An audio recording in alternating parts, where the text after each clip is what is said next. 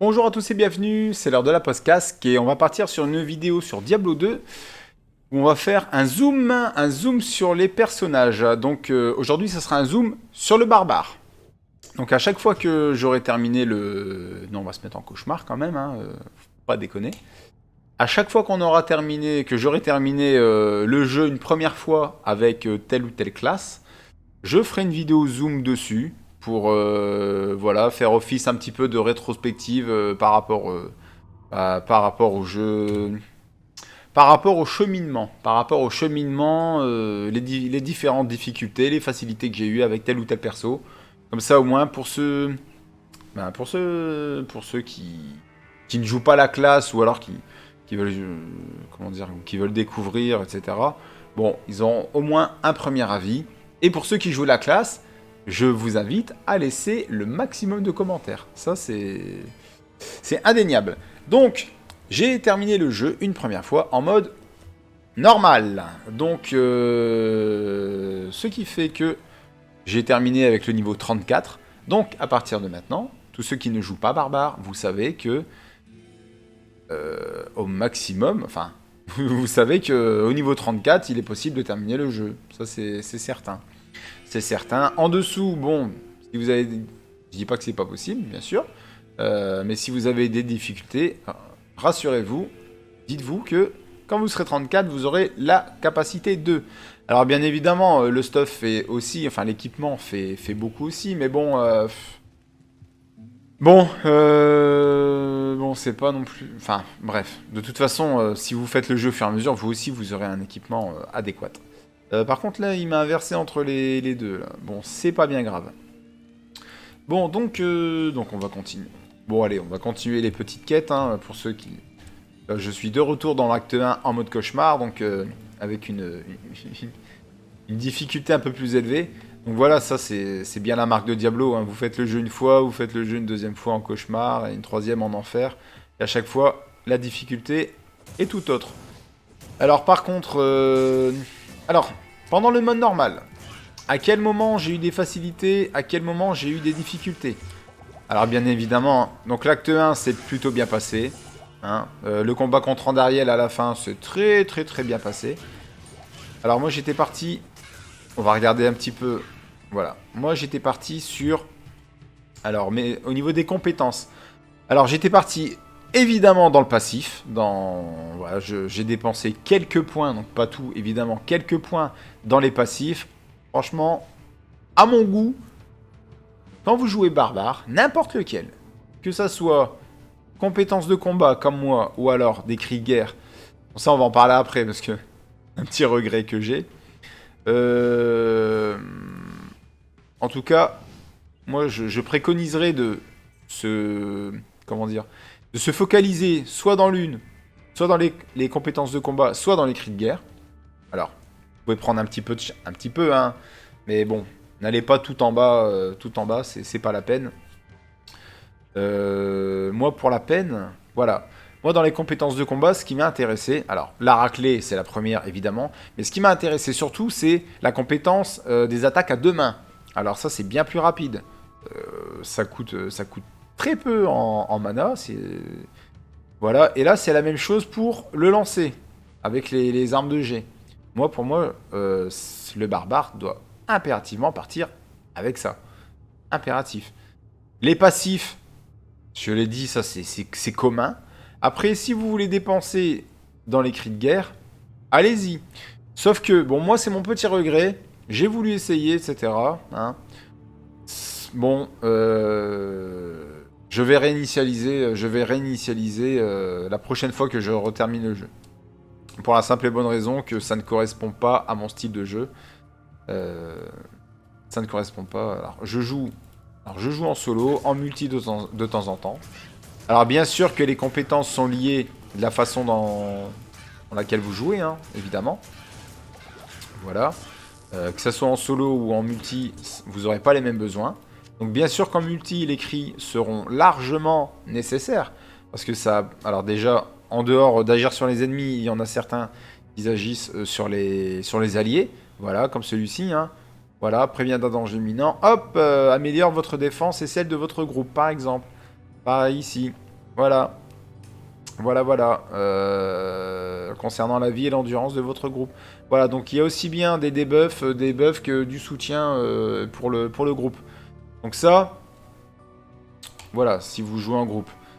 Ensuite, les compétences de combat. Ah, c'est beaucoup pour le jeu solo, hein. Alors, parce que ça... En solo, vous allez compter que sur vous-même. Comptez pas trop sur le mercenaire qui vous suit, parce qu'à certains moments du jeu, je vous le dis, il va mourir pour rien, donc franchement, voilà. Donc, au niveau du barbare, l'acte 1 s'est bien passé, le combat contre Andariel s'est très bien passé, franchement, assez facile. L'acte 2 aussi, sauf que... je posterai les derniers let's play hein, que j'ai fait avec le barbare d'ici peu. Par contre, l'acte 2, bon bah évidemment, hein,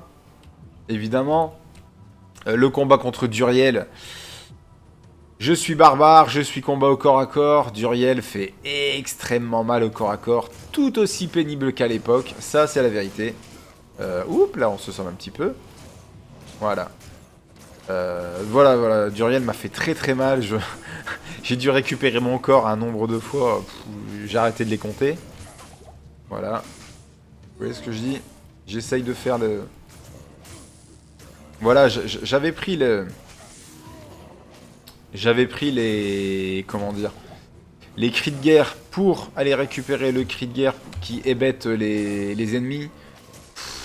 Ça me correspond. Honnêtement, moi, ça me correspond pas. Ça va peut-être correspondre à d'autres, mais ça ne me correspond pas.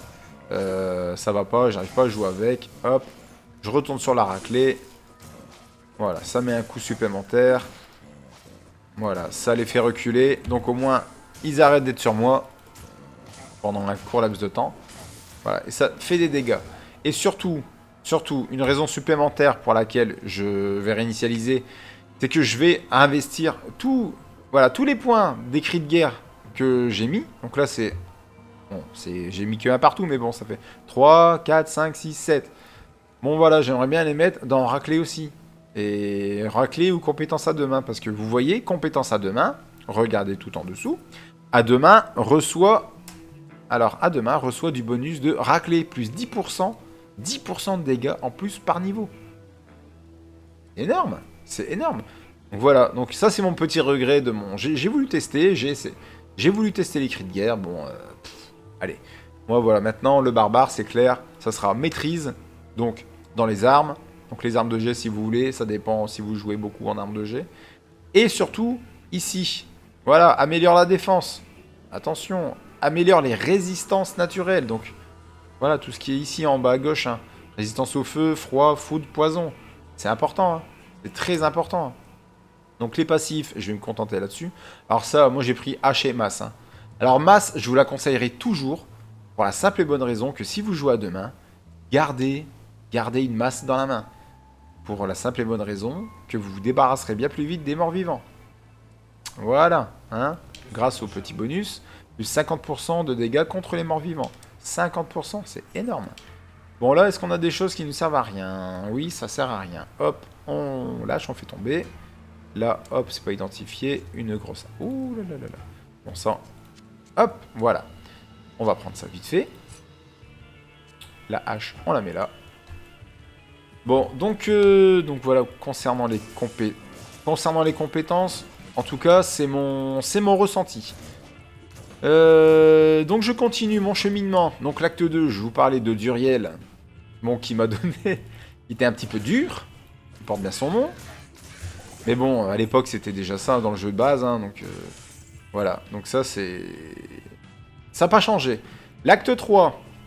Alors, l'acte 3, attention, quand vous jouez barbare, attention aux... Comment dire, là, c'est pas les petits lutins, c'est les petits pygmées, là. Attention quand ils lancent des dégâts de flammes. Comme le... Voilà, comme les lance-flammes, etc. Là, voilà. Vous avez des flammes devant vous. Votre vie va diminuer, mais considérablement. Faites attention.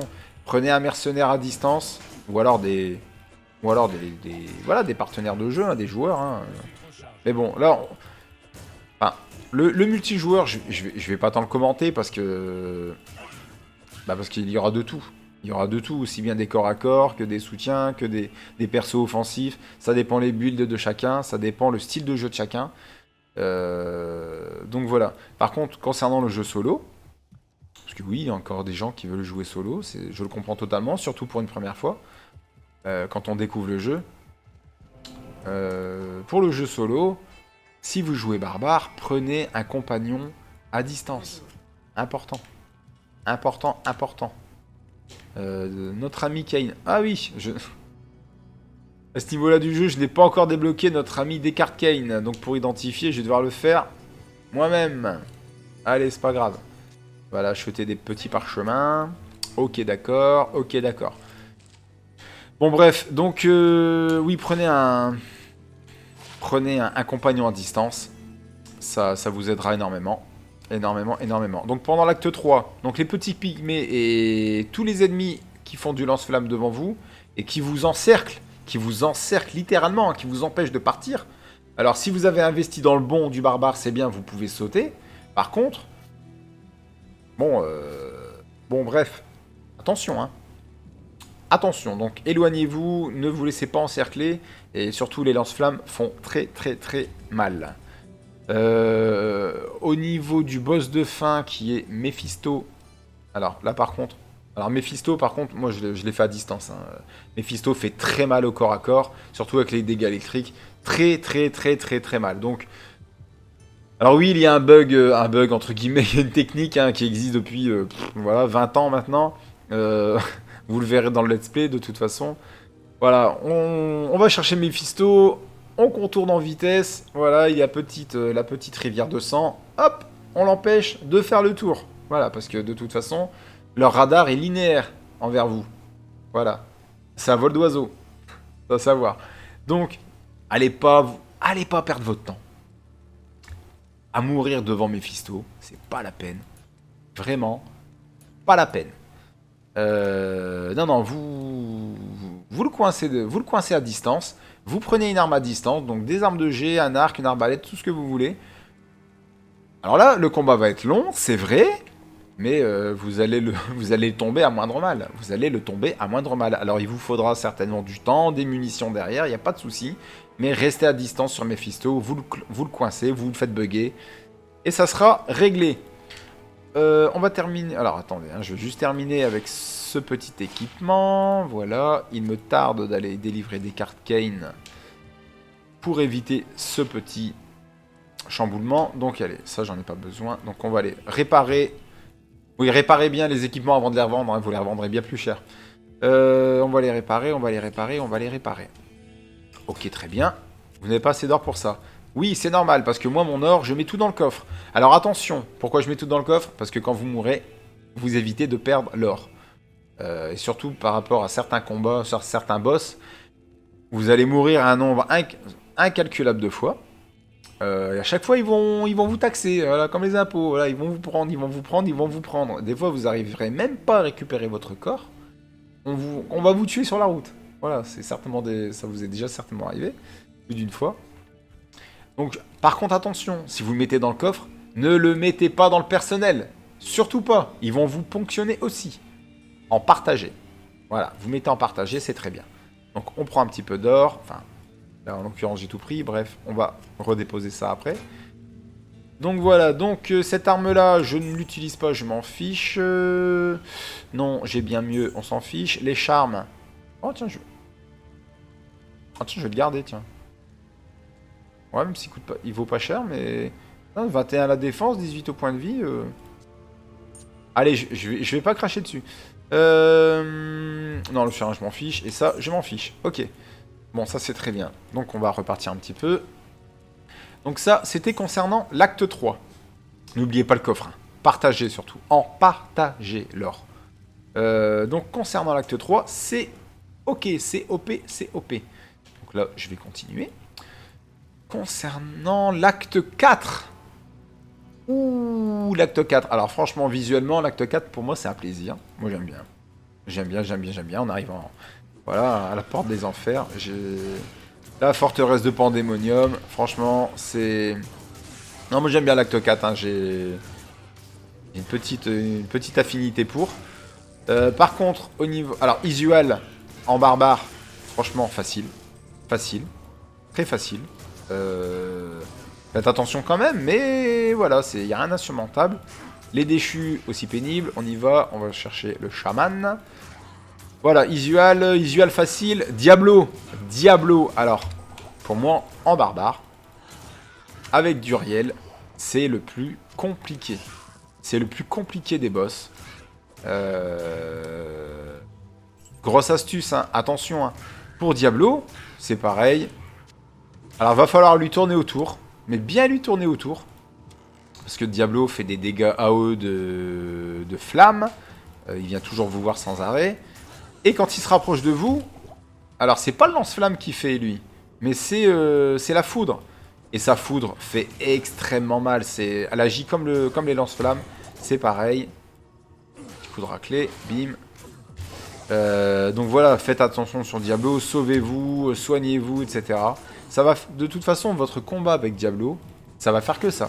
Vous tournerez autour. Dès qu'il a le dos tourné, hop, vous allez le taper. Alors, et surtout si vous avez la compétence à deux mains, vous taperez bien plus vite. Si vous l'avez boosté avec raclée ou des passifs, ça ira beaucoup mieux. Je vous le conseille.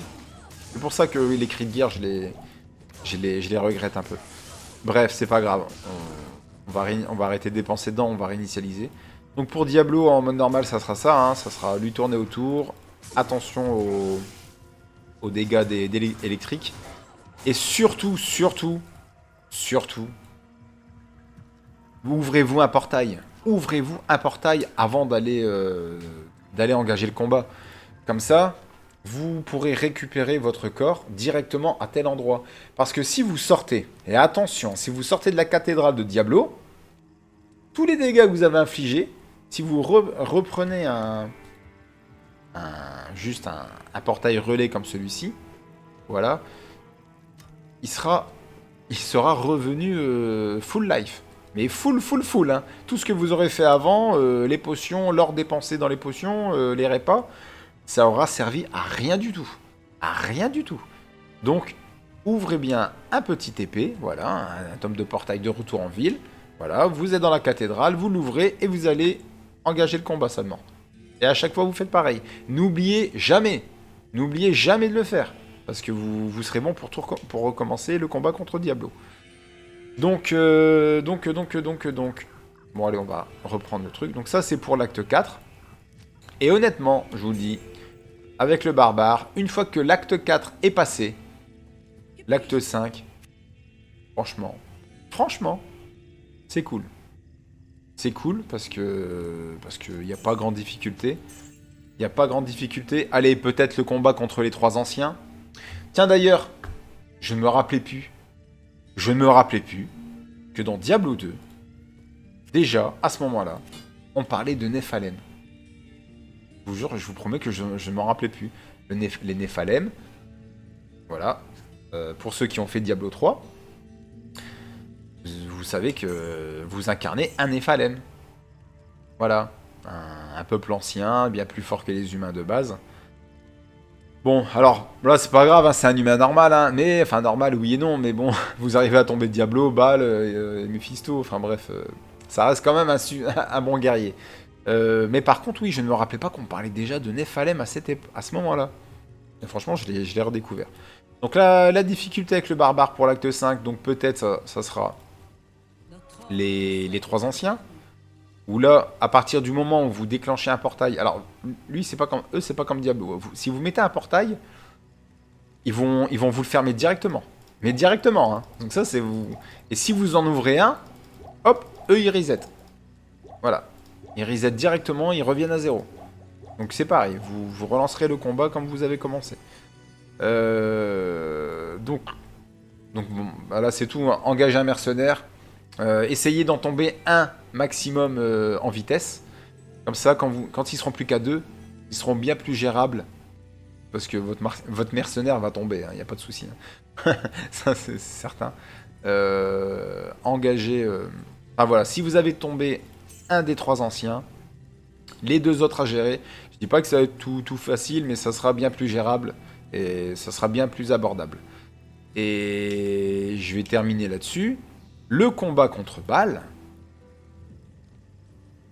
Franchement, le combat contre Bâle, j'étais surpris.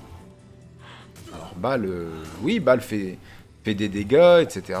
Des dégâts électriques et tout, mais... Et Bâle, franchement... Alors j'ai pris, en plus, pareil, j'ai pris le mercenaire avec.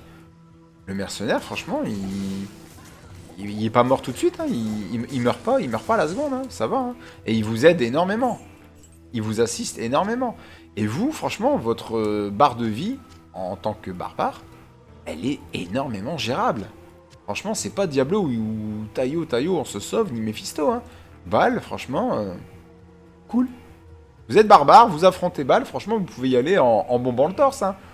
C'est cool. Hein. C'est pas... Voilà. C'était loin d'être la grosse difficulté de ces deux autres frères.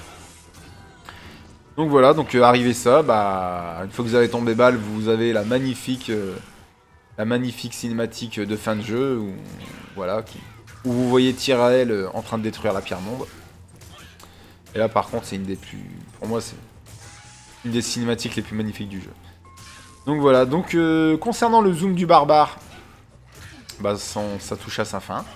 Je continuerai à faire le zoom des autres persos à chaque fois que j'aurai terminé le jeu en mode normal. Donc voilà. Donc j'espère que on va retourner en ville. Donc j'espère que ça vous aura aidé. Donc c'est pas un tuto, hein, c'est plus mon ressenti, voilà, mon ressenti sur